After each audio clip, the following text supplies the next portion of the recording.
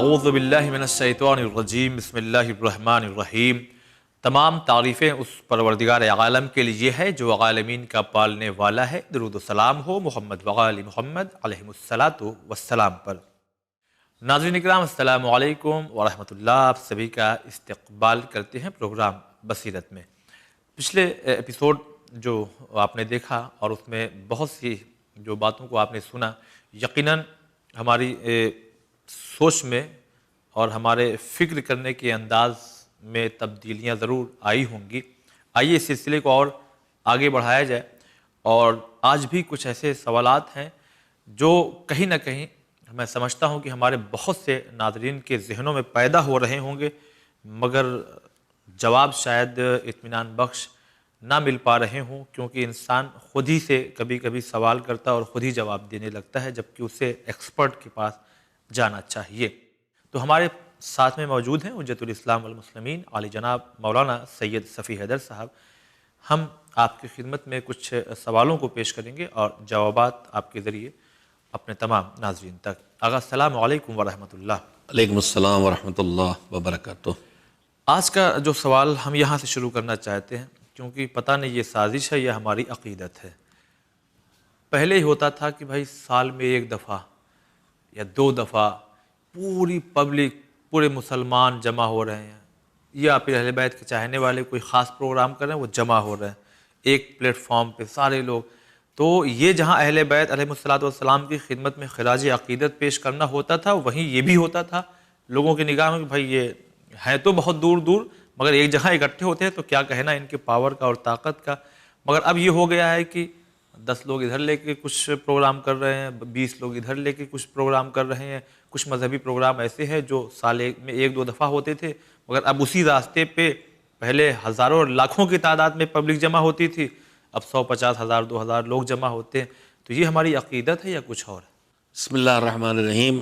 میں سب سے پہلے قرآن مجید کی ایک آیت پڑھ کے اس کا ترجمہ کرنا چاہتا ہوں۔ اچھا۔ بسم اللہ الرحمن الرحیم۔ تبارک الذی بیدہ الملک وہو علی کل شیء قدیر الذی خلق الموت والحیات لیبلوکم ایکم احسن عملا۔ جی، اللہ بابرکت ہے، جس کے ہاتھ میں سارا اقتدار ہے، دنیا اور آخرت ہر جگہ، اور وہ ہر چیز پر قدرت رکھتا ہے، اور اس کی قدرت، اس کا پاور اس سے کبھی چھینا نہیں جا سکتا۔ کسی کے بس کی بات نہیں ہے کہ اس کی طاقت کو چھین لے۔ ٹھیک۔ اسی نے موت کو بھی وجود دیا ہے اور اسی نے زندگی کو بھی وجود دیا ہے۔ جی۔ لفظ خلق الموت والحیات اگرچہ موضوع سے مربوط نہیں ہے، لیکن بصیرت میں اضافے کا ذریعہ ہے۔ موت نہیں کا نام نہیں ہے، موت فنا کا نام نہیں ہے۔ خلق نہیں سے ہاں کرنے کو کہتے ہیں۔ اللہ نے یہی لفظ خلق موت کے لیے بھی استعمال کیا ہے اور حیات کے لیے بھی استعمال کیا ہے۔ اس کا مطلب وجود کی ایک قسم حیات ہے اور ایک قسم موت ہے۔ جی، عدم کا، فنا ہونے کا نام نہیں ہے اللہ کی نگاہ میں۔ ٹھیک ہے۔ خلق الموت والحیات، زندگی اور موت کو خلق کیا، لیبلوکم ایکم احسن عملا، تاکہ یہ دیکھ لے۔ وہ تو جانتا ہے ہم میں کون کیسا کس کوالٹی کا ہے، مگر لیکن وہ اس لیے دیکھے گا تاکہ ہم یہ نہ کہہ سکیں کہ تو نے ہمیں موقع نہ دیا، نہیں دیا اور ایسی فیصلہ کر لیا۔ صحیح۔ لہذا وہ تاکہ وہ آزما لے کہ تم میں سب سے زیادہ اچھے عمل والا کون ہے۔ ٹیچر تو جانتا ہے کہ ہم جی، کیسے کون ہیں، کس لائق، امتحان تو لے گا، امتحان لے لیتا ہے۔ لیبلوکم ایکم احسن عملا۔ ٹھیک۔ احسن بنا ہے حسن سے اور حسن بنا ہے حسن سے۔ تم میں زیادہ حسین کام، اچھا کام کرنے والا کون ہے؟ اکثر و عملہ نہیں کہا ہے کہ تم میں زیادہ کرنے والا کون ہے، یہ نہیں کہا۔ اچھا سب سے اچھا کرنے والا کیا۔ اس کا مطلب یہ ہے کہ مالک کے یہاں کوانٹٹی کی اہمیت نہیں ہے، کوالٹی کی اہمیت ہے۔ البتہ ایک بات اور یہیں پہ کہنا چاہتا ہوں کہ کوالٹی اکثر جگہوں پر کوانٹٹی سے آتی ہے۔ آپ ایک اچھے شاعر پہلے شعر میں نہیں ہو جاتے، شعر کہتے کہتے اچھے شاعر بنتے ہیں۔ صحیح۔ اچھا خطیب پہلے خطابت میں نہیں ہو جاتا، مجلس میں خطابت کرتے کرتے کار بکثرت کہتے ہیں، یعنی کوالٹی آتی ہے کثرت سے، لیکن اللہ کے ہاں ہدف کثرت نہیں ہے، ہدف کوالٹی ہے۔ صحیح۔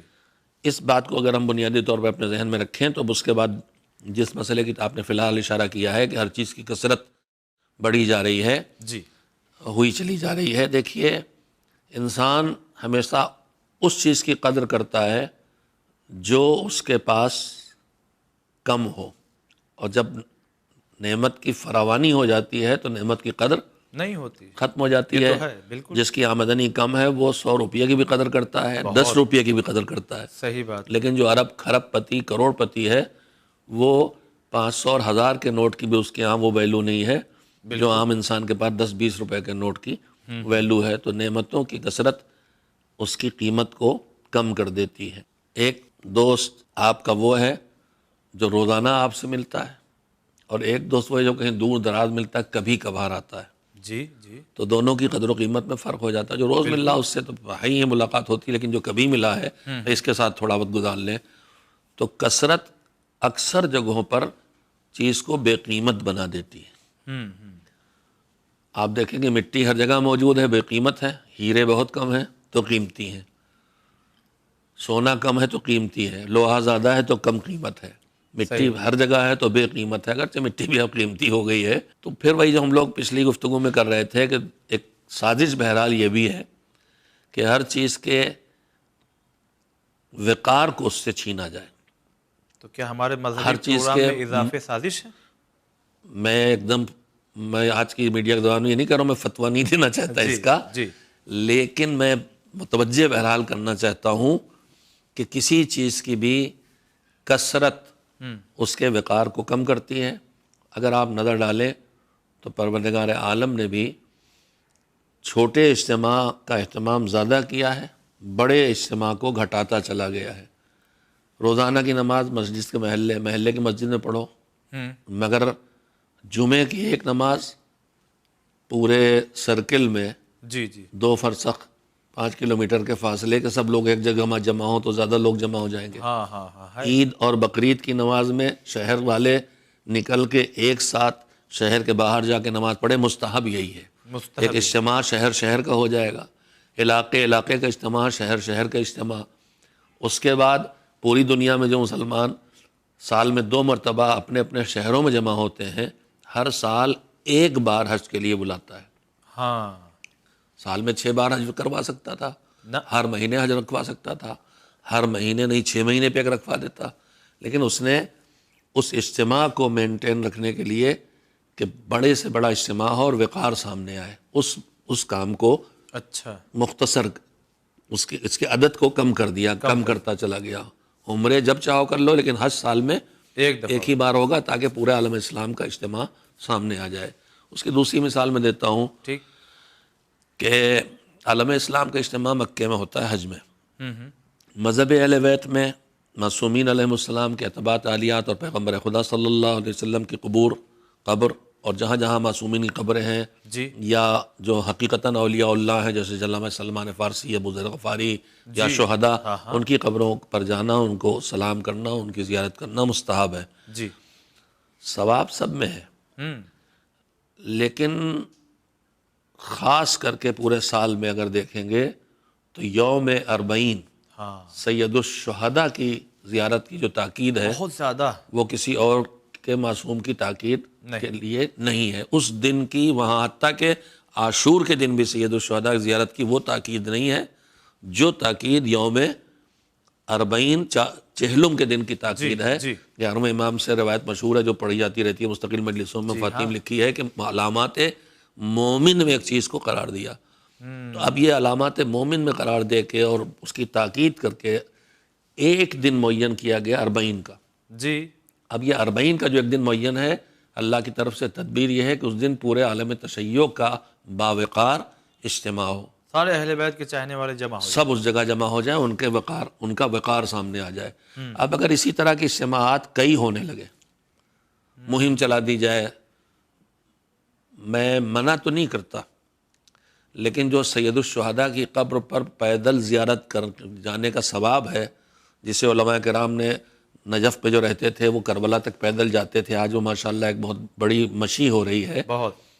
لیکن اب اس مشی کو وہاں سے منتقل کر کے ہم اپنے گاؤں تک لے آئیں اپنے شہروں میں اپنے شہروں میں شروع کر دیں جو ہو گیا، ہاں ہوا، ہو رہا ہے. ہم بہت جلدی شبیہ پہ آ جاتے ہیں، نقل پہ آ جاتے ہیں. آغا محسن قراتی ایک بہت اچھے مبلغ ہیں، بہت سلیقے سے بات کہتے ہیں. میں ان کی ایک بات اپنے نوجوانوں کو سنانا چاہتا ہوں.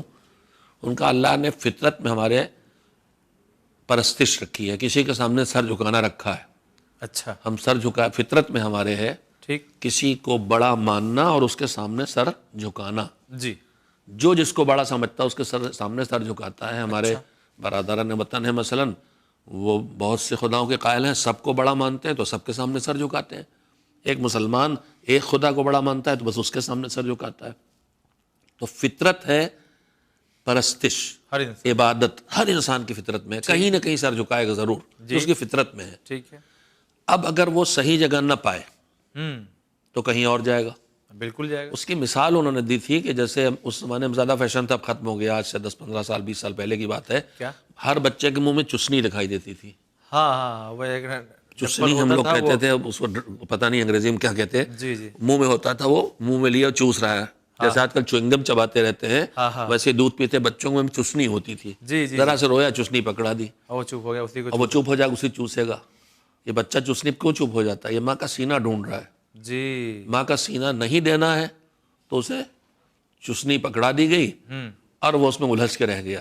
تو فطرت ہے توحید اور خدا پرستی. اگر وہاں تک نہیں پہنچیں گے تو پھر میری زبان میں چسنی پکڑائی جائے گی، نقل پکڑا دی جائے گی، اس میں الجھ کے رہ جائے گا. میں اس زیادہ وضاحت نہیں کرنا چاہتا ہوں. ہم بہت زیادہ نقل بنانے لگے، ہر چیز کی نقل کرنے لگے اور اسی سے مطمئن ہونے لگے. اگر ہمارے بزرگوں نے روزوں کی شبیہ بنائی تھی جی، تو شبیہ بنائی تھی پہلی بات، اور شبیہ سمجھ کے وہاں جاتے تھے. اور جب شبیہ سمجھ کے جاتے تھے تو یہ جذبے کے تحت کہ آج یہاں سے تھوڑا سا سکون لے رہے ہیں لیکن اصل تک جانا ہے. ٹھیک، اب ہمارے پاس شبیہ کا تصور ختم ہو گیا ہے. پورے ہندوستان میں روزے کہلاتے ہیں، ہاں روزہ اور روزہ روزہ روزہ نام روزہ، دیا تھا، جبکہ سب شبیہ ہیں. سب شبیہ، کوئی بھی، اور شبیہ بھی حقیقتاً نہیں ہے. شبیہ تو اسی کہتے ہیں جو اصل جیسا ہو. ہاں ہاں جو بھی ہم عمارت بنا لیں اسے شبیہ کہنے لگتے ہیں، روزہ ہی کہنے لگتے ہیں بلکہ اب تو. جی جی، اور یہ شعور، پھر وہی بے شعوری اور شعور کی بات آئے گی، ہمارے اندر کم ہوتا جا رہا ہے کہ اگر یہ روزہ امام حسین کہلا رہا ہے تو یہ روزہ نہیں ہے، یہاں قبر امام حسین نہیں ہے. نہ بالکل نہیں ہے. یہ ہم وہاں نہیں جا پاتے، اس لیے اپنے تسکین قلب کے لیے، جیسے ہمارے باپ ماں دنیا سے رخصت ہو گئے، تسکین قلب کے لیے فوٹو لگا رکھا ہے. لیکن اب فوٹو پہ فاتحہ تو نہیں پڑھیں گے، فاتحہ تو قبر پہ جا کے پڑھیں گے. اصل تو وہاں دفن ہے. ہاں صحیح بات ہے، صحیح. اگر میرا بچہ کہیں پڑھ رہا ہے، تصویر لگاؤں گا سکون قلب کے لیے، لیکن تصویر ہے، اصل ہے. اب اگر ہم نے شبیہ کو، نقل کو، جو ہم نے اپنی جذبات کو تھوڑا سا سکون دینے کے لیے بنایا تھا، اسی کو اصل سمجھ لیا جی، تو ہم وہیں مطمئن ہو جائیں گے اور اصل کی طرف ہمارا رجوع، نہیں. وہ تڑپ ختم ہوتی چلی جائے گی. اچھا، ہاں ہاں، یہ تو بات صحیح. اور میں بہرحال سنبھل کے کہنا چاہتا ہوں، لیکن کہہ دینا چاہتا ہوں کہ اس وقت مجھے کثرت سے ایک چیز اور دکھائی دے رہی ہے. چھوٹی چھوٹی بستیوں میں کروڑوں روپیے خرچ ہو رہے ہیں روزہ سازی پہ، روزہ بنوانے پر. میں منع نہیں کرتا، لیکن تھوڑا سوچنا چاہیے کہ ہم لوگ یہ سب کیا کر رہے ہیں. تو کیا نہیں بنوانا چاہیے؟ ہمارے پاس پیسہ ہے، ہم بنوائیں گے. ہم کو اسی، دیکھیے آپ ہمیں روکیں گے نا تو بھی ہم بنوائیں گے، ہمیں سکون اسی میں. ٹھیک ہے، آپ جو چاہیں کریں، لیکن تھوڑا آپ کے اندر شعور ہونا چاہیے. اب پیسے کی بات ہے تو پہلے تو یہ دیکھنا چاہیے کہ پیسے خرچ کرنے کی 4 جگہیں ہیں، تو ان میں سے کون سی جگہ سب سے پہلے خرچ کرنے کی ہے. اچھا. آپ دنیا کے ہر کام میں اگر آپ کے وسائل محدود ہوں اور ضرورتیں زیادہ ہوں تو آپ طے کرتے ہیں پہلے کیا کروں گا. آپ کے پاس پیسے تھوڑے سے ہیں، یا آپ چلے جائیں کربلا زیارت کے لیے، یا آپ چلے جائیں سنگاپور تفریح کے لیے، یا آپ اس پیسے سے مثلا کار خرید لیں. تو اب آپ بیٹھ کے طے کریں گے کہ اس میں مجھے کیا کرنا چاہیے، اور جو آپ کی سوچ ہوگی اس اعتبار سے آپ اس کام کو ترجیح دیں گے. مذہبی مزاج غالب ہوگا، کہیں گے چلے زیارت کراتے ہیں. صحیح. زندگی میں سہولت کا شوق ہوگا تو کہیں گے پہلے کار خرید لیں پھر چلے جائیں گے. تفریح باز مزاج ہوگا، کہیں گے چلیں گے سنگاپور دیکھا جائے، کربلا بعد میں ہوں گے، کار بھی خرید ہی لیں گے. تو آدمی کے پاس جب وسائل کم ہو اور ضرورتیں زیادہ ہوں تو طے کرتا ہے کہ مجھے پہلا اس میں کیا کرنا ہے، اور یہ بھی شعور کا کام ہے، مذہب نے اس کو سکھایا ہے۔ اور میں اس کا ایک نمونہ بھی اپنے نوجوانوں کو دے دینا چاہتا ہوں کہ جب کئی چیزیں سامنے ہوں تو اس میں اولا کا انتخاب کرتے ہیں۔ اولا، صحیح، اس کی مذہبی مثال یہ ہے کہ میں نماز پڑھ رہا ہوں، واجب نماز، ٹھیک، واجب نماز کو توڑنا حرام ہے، گناہ ہے، لیکن اگر میں نے دیکھا کہ میں نماز پڑھ رہا ہوں، مثال دے رہا ہوں، گھومنے کے لیے گیا تھا سمندر کنارے، وہی نماز کا وقت آ گیا اور وہی نماز پڑھنے لگا، اور ایک بار میں نے دیکھا ایک بچہ ایک دم سے سمندر میں پانی میں پھنس گیا ہے اور ڈوب رہا ہے، تو اب نماز واجب توڑوں تو حرام، اور ادھر بچے کی جان جا رہی، اب میری ڈیوٹی کیا ہے؟ بچے کی جان بچانا ہے یا نماز توڑنا ہے؟ کیا کہا شریعت؟ دونوں چیزیں ہیں۔ جی، تو اب شریعت کہتی ہے اس میں تمہیں طے کرنا ہے کہ اس میں پہلا کیا ہے کام، کیا ہے؟ اور پہلا کام یہ ہے کہ نماز توڑو، جان بچاؤ، نماز پھر پڑھ سکتے ہو، ہاں، اور اب نماز توڑنے پہ گنہگار بھی نہیں ہوگے، اس کا بھی تمہیں اجر ملے گا کہ تم نے حکم خدا کی پابندی کی۔ اصل چیز حکم خدا کی پابندی ہے، نماز پڑھنا یا نہ پڑھنا نہیں ہے۔ تو بہرحال یہ طے کرنا ہوگا کہ ہمیں پہلے کیا کرنا چاہیے۔ مگر ان سب باتوں کو سننے کے بعد ہم تو نہیں، بہت سے لوگ یہ بھی کہتے ہوں گے پتہ نہیں مولوی صاحب کو کیا ہو جاتا ہے، کبھی کہتے ہیں کہ کم بناؤ، کیوں بن رہا ہے، اور کبھی کوئی اگر نہیں بنوائے، چلو بھائی اب لوگوں کو ہی زیارت پہ بھیجا جائے، 100 200 لوگوں کو، 300 لوگوں کو، پھر کہتے دیکھو صاحب زیارت پہ بھیج رہے ہیں، ان کا پیسہ کہاں سے آ رہا ہے، تو اتنی تحقیق بھی کرنے لگتے ہیں۔ آخر ہم کریں کیا؟ آدمی الجھ کے کہتا پھر ہم کیا کریں بتائیے؟ شعور کے ساتھ کریں جو بھی کرنا ہے، بس میں اتنا ہی کہوں گا۔ یہ طے کرنا، پھر وہی طے کرنا ہے کہ اس وقت سب سے پہلے کس کام کی ضرورت ہے، جی اور مختلف شعبہ ہے، کار خیر ہے، مختلف ذوق کے لوگ ہیں، جی جی الگ الگ ذوق سے الگ الگ پیسے خرچ ہوتے رہے ہیں اور کام سارے ہوتے رہے ہیں۔ پہلے بھی ہمارے ہاں مسجدیں بھی بنی ہیں، جی امام بارگاہ بھی بنے ہیں، مدرسے بھی بنے ہیں، جی اسپتال بھی بنے ہیں، سب ہوا ہے، صحیح، اور کچھ سہم امام سے نہیں ہوا، سب اپنی جیبوں سے ہوا ہے۔ ہاں آج تو ہر جگہ اب اپنے پیسے کون خرچ کر رہا ہے، اب تو ہر جگہ سہم امام کو لگایا جاتا ہے اور اس سے اپنے شوق پورے کیے جاتے ہیں۔ عالی شان مسجد اپنے پیسے سے بنوائیے، صحیح، آپ کو جو کرنا اپنے، ایک تو اس میں بھی آپ کو شعور ہونا چاہیے، آپ پہلے دیکھیں کہ ہم مومن کو کھانا کھلانے میں بھی ثواب ہے، صحیح بات، لیکن آپ جیسے ہم جیسے لوگ جن کو روزمرہ کا کھانا نصیب ہے اور اچھے کھانے بھی کھا لیتے ہیں، بھوک کے کھا میرے پاس پیسے ہیں، تو میں بھرے پیٹ لوگوں کو بیٹھ کے ہوٹل میں کھانا کھلاؤں، یا میں ڈھونڈ لوں ان لوگوں تک ایک وقت کا مزیدار کھانا پہنچا دوں جنہیں سال بھر نصیب نہیں ہوتا۔ تو آدمی خود فیصلہ کرے کہ اسے کیا کرنا چاہیے۔ بالکل، پیسے ہے کا مطلب یہ نہیں ہے کہ آپ کا جو جی چاہے کریں، اللہ نے ہر جگہ آپ کے لیے راہ معین کی ہے، اور اس راہ میں انتخاب کرنا آپ کی ایمانی ذمہ داری ہے، اور وہ بغیر شعور کے نہیں ہو سکتا۔ میں نے پچھلے گفتگو میں آیت پڑھی تھی، آج ایک دعا سنانا چاہتا ہوں۔ سنائیے، نماز صبح کے بعد جی پڑھنے کے لیے دعا وارد ہوئی ہے، صبح کا آغاز ہوتا ہے، جی زندگی کا آغاز صبح سے ہوتا ہے، ٹھیک، اس میں نماز صبح کے بعد کی دعا میں ایک دعا ہے، بسم اللہ الرحمن الرحیم، اللہم انی اسألک بحق محمد و آل محمد علیک صلی علی محمد و آل محمد۔ اے میرے پروردگار، جو تیرے اوپر محمد و آل محمد کا حق ہے، جی پہلے اس پہ ہی توجہ دے لیں۔ ایک اللہ کا حق بندوں پہ ہوتا ہے، جی اور ایک اللہ نے جو بندوں کا حق اپنے اوپر رکھ لیا ہے۔ اس نے حق رکھ لیا ہمارا کہ اس نے پیدا کیا ہم کو روزی دے، اچھا، ورنہ ہم کون ہوتے تو اس سے روزی مانگنے، اس نے کر لیا ہے، اپنے اوپر فرض کر لیا، ہم اچھے کام کریں تو جزا دے، ورنہ ہم کون ہوتے، ہمارا حق تھوڑی ہے، مگر اس نے اپنے اوپر لاد لیا، ہمارا حق بنا لیا ہے۔ تو اللہم انی اسألک بحق محمد و آل محمد علیک، آل محمد، محمد و آل محمد کا تیرے اوپر حق ہے، جی انہوں نے تیرا بہت کام کیا ہے، تو جو ان کا حق تیرے اوپر ہے اس کا واسطہ دیتا ہوں، ان تصلی علی محمد و آل محمد، واسطہ دے کے پہلی دعا جو سلیقہ دعا ہے ہمیشہ کہ محمد و آل محمد علیہ السلام پر اپنی رحمت نازل فرما۔ اب اس کے بعد دعا عمومی شروع ہوتی ہے جو بندے کو کرنا ہے، اللہم انی اسألک بحق محمد و آل محمد علیک صلی علی محمد و آل محمد واجعل النور فی بصری، صحیح، میری آنکھوں کو نور دے، ہاں والبصیرۃ فی دینی، اور میرے دین میں مجھے دل کی آنکھیں عطا فرما، دین کو میں دین کے معاملے میں مجھے بصیرت دے، بصیرت نام ہے شعور کی آنکھ سے دیکھنے کا، بصیرت نام ہے دل کی آنکھ سے دیکھنے کا، بصیرت نام ہے صحیح اور غلط کے پہچاننے کا، بصیرت نام ہے حق و باطل کے پہچاننے کا، بصیرت نام ہے متشابہ اور محکم کے درمیان فرق کرنے کا، بصیرت نام ہے دوست اور دشمن کے سمجھنے کا، بصیرت نام ہے اچھے اور برے کے درمیان تمیز پیدا کرنے کا۔ وَأَن تَجْعَلَ النُّورَ فِي بَصَرِي وَالْبَصِيرَةَ فِي دِينِي، میرے دین میں بصیرت دے۔ اب اس کے بعد وَالْيَقِينَ فِي قَلْبِي، دعا تو پوری ایسی ہے کہ ہر وقت آدمی کرے۔ صحیح۔ والاخلاص فی عملی، یقین دے دل کو، عمل میں اخلاص دے، روزی میں وسعت دے، اور جو کچھ بھی تو نعمتیں دے ان پر شکر ادا کرنے کی توفیق عنایت فرما۔ 6 دعائیں ہیں اس میں، لیکن مجھے سنانا یہ تھا کہ والبصیرۃ فی دینی، یہ بصیرت اتنی اہم ہے۔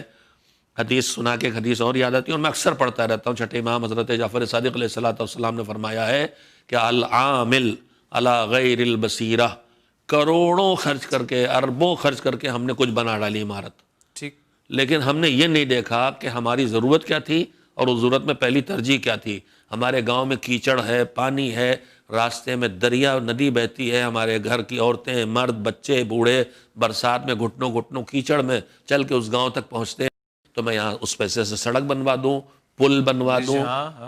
میدان میں جاتے ہیں، خدا نہ کرے اگر اپنی ضرورتوں کو پورا کرنے میں باتھ روم بنوا دوں، نہانے کے ٹھکانے بنوا دوں، اس کو زیادہ ترجیح ہے، یا پتھروں اور سنگ مرمر سے ایک گنبد کے ساتھ ایک ایسی عمارت بنوا دوں جس کو میں کہوں کہ روضہ حسین ہے؟ میرے کہنے سے کوئی روضہ حسین تو نہیں ہو جائے گا میرے بھائی۔ صحیح۔ چھٹے امام کہتے ہیں العامل علی غیر البصیرہ کالسائر الی السراب لا تزید سرعۃ سیرہ الا بعدا، اور دوسری روایت میں الا عطشا۔ سراب اردو کا ایک لفظ ہے جس کی مجھے وضاحت کرنا پڑتی ہے، میں پڑھ چکا ہوں مجلس میں بھی، شاید یہاں کسی گفتگو بھی کبھی سنائی ہوگی حدیث، لیکن پھر بھی دوہرا رہا ہوں کہ میدان میں جب ریت ہوتی ہے اور سورج چمکتا ہے تو پانی لگتا ہے، اور اسے ریت چمکتی ریت کو پانی سمجھ کے آدمی اس کے پیچھے دوڑے تو پانی کبھی نہیں ملے گا، جہاں سے چلا وہاں سے دور ہوگا، منزل سے دور ہوگا، اور جتنا چلے گا پیاس بڑھے گی۔ امام نے فرمایا العامل علی غیر البصیرہ، لاکھوں رکعت نماز پڑھ ڈالو اللہ کو پہچانے بغیر، بصیرت اور شعور کے بغیر۔ صحیح۔ پھر جو نماز اس نے جماعت سے پڑھنے کے لیے نہیں کی وہ تم جماعت سے پڑھو، پڑھتے رہو۔ ہاں، پڑھتے رہو۔ اس نے نماز سے نہیں کہی ہے تو پڑھتے رہو۔ صحیح۔ مستحب نماز کوئی بھی اس نے جماعت سے پڑھنے کے لیے نہیں کہی، اب تم پڑھتے رہو۔ پڑھتے۔ صحیح۔ تو العامل علی غیر البصیرہ، بغیر بصیرت کے کام تو کر رہے ہو اچھا، مگر بصیرت نہیں ہے، تو امام کہتے ہیں سراب کے پیچھے دوڑ رہے ہو پانی سمجھ کے، جتنا دوڑو گے پیاس بھی بڑھے گی، منزل سے دوری بھی بڑھے گی۔ اس وقت ہمارے ہاں کار خیر کرنے والوں کی نہ کمی تھی نہ کمی ہے، لیکن باشعور کار خیر کرنے والوں کی کمی ہے۔ تو آپ کو لاکھوں لوگ اس وقت سن رہے ہیں، اور میں یہ جان بوجھ کر کے یہ سوال تاکہ جواب پہنچے، میں نے یہ چیز محسوس کیا اس عمر میں آ کر کے کہ یہ بات غلط ہے کہ لوگ خرچ نہیں کرتے، کر رہے ہیں، بہت زیادہ خرچ کرتے ہیں۔ تو اچھا، ہم نے چیز محسوس کی ہے، دیکھا جائے تو خالی ہندوستان کی خالی بات کر رہے ہیں اس وقت، جو ہمارے مشاہدے میں، ہاں ان کی بات کر رہا ہوں، ہم نے یہ بات محسوس کی ہے اور دیکھا ہے، کیونکہ جانا ہوتا ہے اکثر جگہوں پر، کہیں کہیں یعنی 0.1% ہمیں ملے گا کہ اچھا یہ اسکول ہے، اچھا یہ ہم لوگوں نے، یعنی ہم لوگوں کا اسکول ہے، بہت خوشی ہوتی ہے، مگر 99.99 ایسی جگہ ہیں کہ وہاں پہ بہت سے ہمارے گھر ہیں اور امام بارگاہ ہیں، مساجد۔ تو ہم اپنے لیے اسکول بنا سکتے ہیں، ہم اپنے گھر کے راستے بنا سکتے ہیں، اپنے گاؤں کی پلیاں بنا سکتے ہیں، ہم پورے علاقے کے مل کے ہاسپٹل بنا سکتے ہیں، ہمارے بیمار مرد پھرتے رہتے ہیں، لیکن میں آپ کو بھی ایک نصیحت یہیں اسی ٹی وی سے کرتا ہوں، ہماری قوم بہت جذباتی ہے، اگر آپ روضہ اور مجلس اور انجمن اور محفل اور مجلس کے تذکرے کے فوراً بعد ان چیزوں کا تذکرہ کریں گے تو آپ کو فوراً کہا جائے گا آپ ان چیزوں کے مخالف ہیں، اور آپ آزاداری،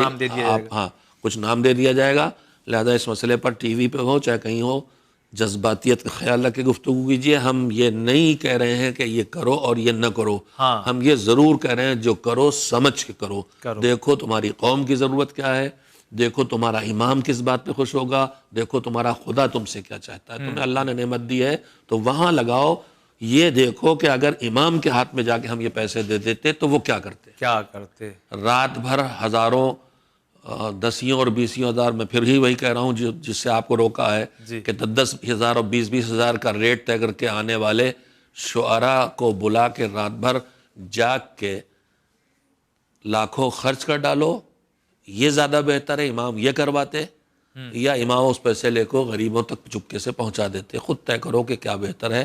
بس یہ سوچو اب یہ پیسہ میرا نہیں ہے، امام کا ہے، ان کے ہاتھ میں دے دیا، وہ کیا کرتے، یہ معیار بنا لو گے تو انشاءاللہ سدھرتا چلا. ہمارا جو سوال کا انداز وہ اس طرح سے ہے حضور، اس کو بھی ہم کہ ہم کریں جو کرنا ہے کریں، مگر پتہ نہیں کیوں یہ ہماری کمی ہے، اب معذرت کے ساتھ کہ آپ اور آپ جیسے لوگوں کی کمی ہے کہ ہم لوگوں نے بتایا نہیں کہ تم اگر ہاسپٹل بناؤ گے تو ثواب ہے، تم اگر اسکول بناؤ گے تو ثواب ہے، تم اگر پلیا بنا دو گے جیسا کہ آپ نے کہا گلی مینٹین کرو، گھر مینٹین، شاید یہ بتایا نہیں گیا، کم بتایا گیا. کم بتایا گیا. صرف فقہ کی کتابوں میں لکھا ہے کہ زکوٰۃ کا مصرف کہاں ہے. 9 جگہ ہم نے تنظیم الکاتب کے نصاب میں بھی چھپا ہوا، بچہ رٹتا بھی ہے، پڑھتا بھی ہے، سب لوگ سنتے بھی ہیں، سمجھتا کوئی نہیں ہے. زکوٰۃ جو 9 جگہوں پر ہے ان میں نمبر 1 مستحق، جس کی 2 قسمیں، ایک فقیر اور ایک مسکین. فقیر وہ ہے جو تنگ دست ہو. تنگ دست کا مطلب یہ ہے کہ اس کے لیول کا انسان، جس سطح کی زندگی اس کی ہے، جس خاندان کنبے گاؤں محلے میں رہتا ہے، اس طرح جس طرح کی زندگی لوگ بسر کرتے ہیں ویسی زندگی بسر کرنے میں اس کی آمدنی چھوٹی پڑ رہی ہے. مثلا کھانا پانی اس کے پاس ہے، رہائش کا مکان بھی ہے، بچے کی اسکول کی فیس اس کے پاس نہیں ہے، اب وہ تنخواہ نہیں دیکھتا، یہ بھی فقیر ہے. مسکین وہ ہے جو اس کے حالات اس سے بھی بدتر ہوں، اپنی سطح سے تھوڑا نیچے نہیں، بہت نیچے ہو. تو پہلی چیز. دوسری چیز فقیر اور مسکین ہے، زکوٰۃ کا مصرف. اسی میں پھر ایک ہے سبیل اللہ، اللہ کی راہ میں خرچ کرنا. اس میں فقہ کتابوں میں توضیح المسائل میں ہر جگہ لکھا ہوا ہے سبیل اللہ یعنی بندوں کے کام آنے والی چیز. اچھا، وہ ہم کریں گے نہیں. اللہ کے سبیل اللہ، اللہ کی راہ میں خرچ کرنا. اللہ کو کیا چاہیے؟ کپڑے چاہیے، خدا معاذ اللہ، مکان چاہیے، جائیداد چاہیے، کیا چاہیے؟ سبیل اللہ کی سبیل ہے خدمت خلق، بندوں کے کام آنا. بندوں کی ضرورت جو بھی ہو، جہاں جو ضرورت ہو، اس اسپتال اس میں بہت بڑی ضرورت ہے، اسکول اس میں بہت بڑی ضرورت ہے، چھوٹے چھوٹے کاروبار اس میں بہت بڑی ضرورت ہے. جو تنگ دست گھر ہیں ان کو چھوٹی چھوٹی کوشش، اگرچہ ہمارے بہت سے لوگ کر رہے ہیں، لیکن اس میں ابھی چونکہ ہم لوگ نوسکھی ہیں لہذا پیسے ڈوب زیادہ رہے اور لینے والا بھی رزلٹ کم آ رہا. ہاں رزلٹ کم آ رہا. لیکن ہم نے جو زیادہ کوشش کی ہے اور بھی پروگرامز میں، ہمیں اسکولوں پہ پتہ نہیں کیوں نہیں توجہ ہماری ہے، جبکہ ہمارا سب کے بچے اسکول جاتے ہیں اور اتنی یعنی فیس زیادہ لی جا رہی ہے. اور پھر اس میں ہماری بہنوں کا حال یہ ہے کہ کبھی یعنی آپ آئیے تو اس لباس میں آئیے اور حجاب میں نہیں آنا ہے، تو اس کے باوجود بھی پھر بھی ہم وہی توجہ ان تمام ضروریات پہ بہت کم ہے. بہت ضرورت ہے 2 چیزوں کی. ایک اس وقت کے کنبے کو اقتصادی طور پر مضبوط بنانا، یعنی نہیں پیسہ دے کے کھانا خریدوانا نہیں، انہیں روزی کمانے کے لائق کسی ترکیب سے بنا دینا. اچھا، تاکہ اب وہ اپنے بچوں کو خود پڑھا سکے، اگلی نسل. ٹھیک ٹھیک. ابھی میں نے لکھنؤ میں رہتا ہوں، دیکھتا ہوں، اور دوسری جگہوں بھی دیکھتا ہوں کہ خود بیڑی بنا رہے ہیں یا زردوزی کر رہے ہیں، لیکن بچے کو اسکول بھیج رہے ہیں اور بہت مہنگا ان کے لیے. تو اگر ہماری کمیونٹی کہیں بہت بڑی تعداد میں ہے تو ہماری پہلی ضرورت اسکول ہے. ہاں بالکل ہے، اسکول ہونا چاہیے اور اس پر توجہ ہونا چاہیے. لیکن اسکول میں بھی تعلیم سے جڑا ہوں، آپ مجھ سے پوچھ سکتے ہیں آپ اسکول کیوں نہیں بناتے، تو میں بھی عرض کر دوں کہ ہمارا مولانا غلام عسکری نے بھی ضروریات دیکھے تھے 50 سال پہلے، اور انہوں نے دیکھا یہ تو بیمار ہے، ان کو علاج بھی چاہیے، یہ غریب ہے، ان کو پیسہ بھی چاہیے، کاروبار بھی چاہیے، یہ تعلیم نہیں، ان کو علم بھی چاہیے، علم دنیا بھی چاہیے، علم دین بھی چاہیے. اب انہوں نے دیکھا کہ ہم سب تو نہیں کر سکتے، تو اس میں کون چیز سب سے پہلے کرنا چاہیے، تو انہوں نے طے کیا پہلے دین پہنچاؤ، دین آئے گا تو باقی چیزیں وہ خود ہی کروا کے رہے گا اگر واقعہ نہ جائے گا. لیکن اس کے بعد تنظیم نے اسکول بھی شروع کیے ہیں، مگر مسئلہ یہ ہے اسکول کا انفراسٹرکچر بنانا وہ خود بہت بڑا ایک کام ہے، بہت بڑا ایک اس لاکھوں کروڑوں کا کام ہو جاتا ہے.